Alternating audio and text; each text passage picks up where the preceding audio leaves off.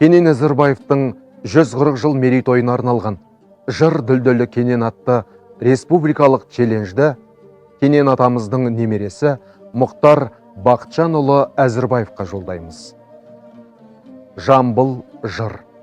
Бұл өлеңді оқитындар Кенен Әзірбаев атындағы Жамбыл облыстық филармониясының әртістері. Жамбылды жамбыл десем, кім білмейді?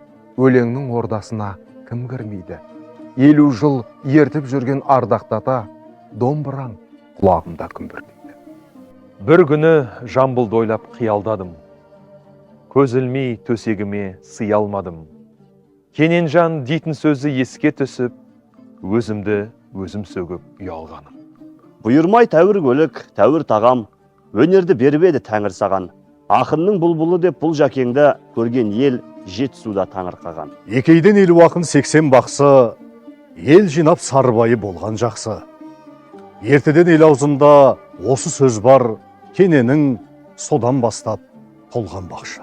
Ұлы жүз ұлғат қылған сүйінбайды, өлең жыр сүйінбайсыз бүйірмайды.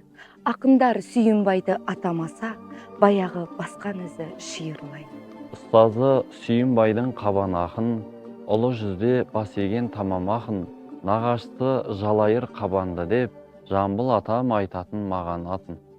Атағы үлкен адам қабан жырау, Жамбылдың айтқан сөзі есте тұрау, жиені сарбас ақын сөйлерінде, әдеті мұртын қағып құлақ бұрау.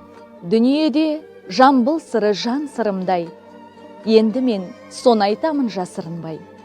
Біреуге бұл өлеңім көне сарын, біреуге бұл өлеңім бал шырындай.